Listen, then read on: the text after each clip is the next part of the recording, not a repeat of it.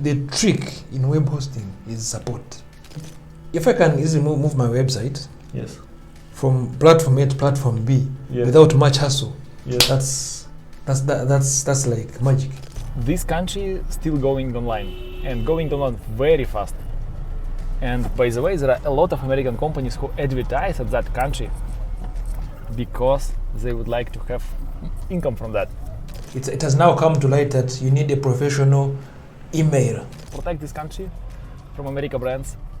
We guarantee 99.9% uptime. Hi Dickson. Hi. How are you? Nice. Jumbo. Jumbo. So, couldn't you represent yourself, your brands, what you're doing? Dickson Mushabe, the CEO and founder of Hostalite. Hostalite is a web hosting and software development company based in Uganda and East Africa. Yes. As I know, you run hosting in several countries, yes? Yes. Couldn't you just in 1 minute explain what is the difference between Uganda, Rwanda, maybe other markets? Okay. We've seen a shift in the Ugandan market in the perception of having websites. The time we started 10 years ago, it was hard for us to sell a website. People would think, no, I have my Yahoo, I have my Gmail. Why should I have a website? Yeah, but the more the internet has grown and people are enlightened, it has now come to light that you need a professional email because anyone can have a Gmail. Yes. But when you have your own domain name email, you stand out. So we've sold that and helped people stand out and communicate. And communicate. Okay, we've helped people stand out and communicate in a corporate manner. Okay, nice. By the way, good entrance to the market. So never heard about that. So you enter with emails like I have Filip@borcov.com. So you have like with nice emails, very nice entrance to the market. Yes. That was about 10 years ago. But I'm glad now there's what has gone around. The economy has grown, and there's been fully embracing of the domain names and basically corporate domain names. Yes. Okay, and how is the internet penetration? So it's grow very fast as I see in Google, but I don't have exact number. It's internet penetration grows because of mobile, so also people connect internet at their homes and. Yes, we've seen a big penetration of especially smartphones. Yes. Smartphones have grown to a substantial number in Uganda, and so that means internet is slowly penetrating into the deep countryside. Let's look. This country is still going online and going online very fast. And by the way, there are a lot of American companies who advertise at that country because they would like to have income from that. Now our goal is protect this country from American brands, so all money stay in the country, and all this country will use local website builder, of course powered by Site.pro, and it will save their economy, increase faster growth, and make better for us as well. But before you go to the countryside, the city and basically the major cities are all elite, are all connected on the internet, and that means the community is well embracing the technological change, and definitely as you go into technology, as you start companies, you want presence online. So as we've seen a shift in the technology grow, we've also seen a shift in the adaptation of websites and domains. Yeah, especially in Uganda. Okay, so population is about 45 millions. What is your opinion? How big is penetration of internet? It's like 50, 70%? How many people have access to internet? Like about 60%. 60%, yes, and most of them are mobile. Yes, okay. yes. About domains, as I understood, there are no correct statistics, but we think it's about 50,000 or 70,000 domains, yeah? Okay, they are not very correct statistics. You cannot put a hand on the exact figure, but about 60,000 domains. And domain prices I see is very high here, yes? Yes, domain prices for the for the TLD. Yeah. Yeah, for the what is no about- for CCTLD. Yeah. For the country top level Yes. domain name, it's about 25. Actually up to $50. It's very, very expensive. That's I think. very, very expensive. And the challenge, of course, we have one registrar, who is, of course, they are monopoly. Okay. So there is one supplier largely. Mhm. The rest are resellers like us. In many countries they have this problem, but some countries later they talk to government and government like make changes and they push them and they price goes down. Yes, I've seen government try to intervene and try to actually take over the government, the CCTLD, Mhm. but it's a tug of war. Yeah, it's not easy for ICANN to release to government unless it's very sure government is going to handle the CCTLD properly. And Yes. what about how user behavior? People just usually buy one domain, one website, several emails, or they just buy a website and 20 emails, or 20 domains. Okay, no, I represent a bigger percentage of people who host websites, and from our statistics, it shows that people buy at one domain, largely one domain. If they are many, they're just two, but largely they buy one domain for their website, and that's it. Mhm. Yes, so it is hard to find someone who buys 20 domains just for the feature or for trying to keep their .net. If they buy .com, Yeah. they want to keep a .net, they want to keep a .biz maybe, because they want to keep their business intact. Mhm. You don't see those. They're not many. People just buy one domain name and hosting, and that's it. And if you tell them, by the way, protect your identity by buying a .net, they will say no. .com is just enough. Or do you run 24/7 or you support only during daytime? Is it No, necessary? we run 24/7, run 24/7 because you see, basically a website is supposed to serve the community when you're when you're asleep, you as the client. Mhm. So our proposition is we host your lights and we give we showcase your products or your website. We guarantee 99.9% uptime, Mhm. and that means it has to be up and running 24/7. Mhm. Yeah, so we guarantee that as Hostalite. Understood. And about pricing, as I see, the average price in Uganda is about $3 per month, something $2-3. So it's the hosting price is a little bit cheaper than in other countries, as I see.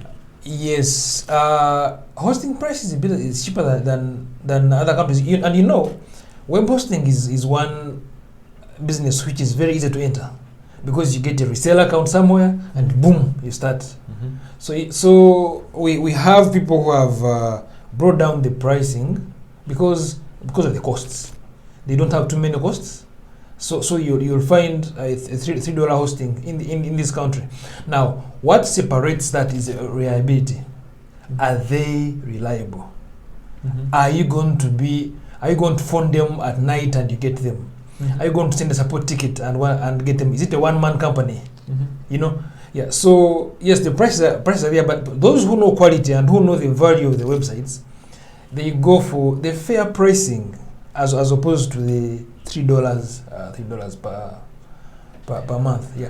Well, but we also have those packages for startups especially.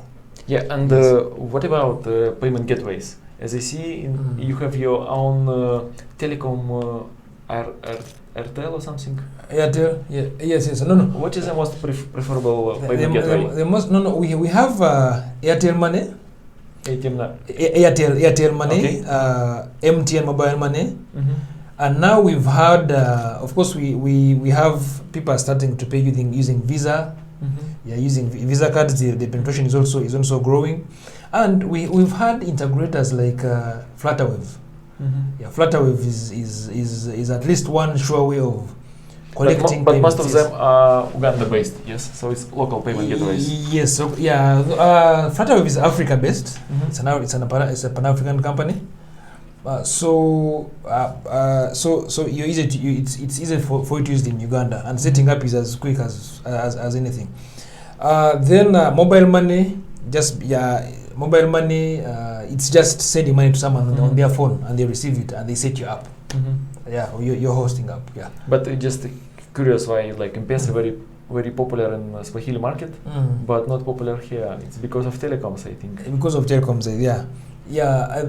Of course. Now in Uganda here we have our mobile operators, MTN and Airtel. Those are the largest operators. So we tend to use the service which is known here. That's mobile money and Airtel money. And about website builder, do you see any advertisement of other website builders and how it's like website builder popularity is growing in your country? Do you feel it, or it's just you don't feel it at all?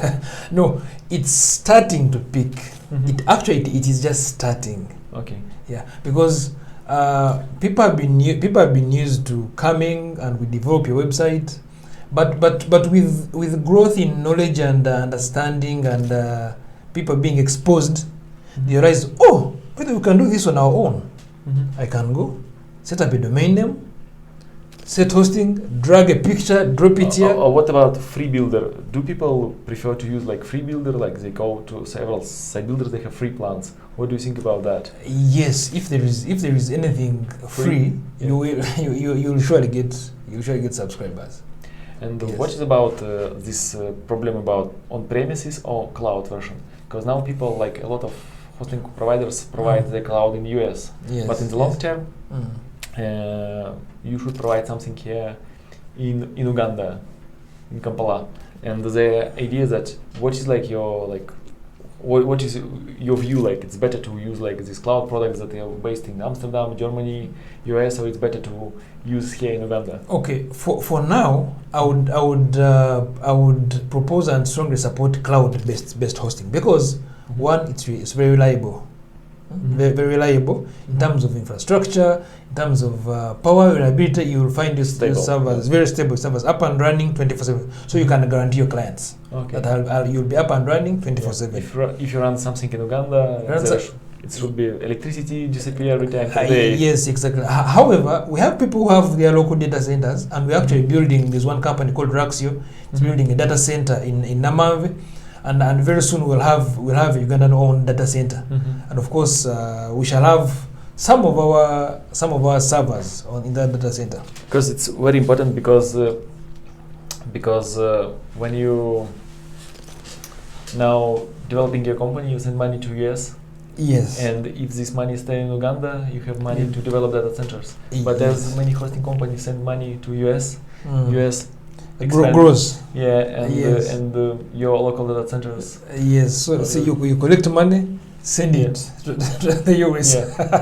Yes, I understand. So it's very important to protect your market, to save this money in the country. Exactly, and we are glad that at least we have a data center coming up, which is going to house most of our data as a country.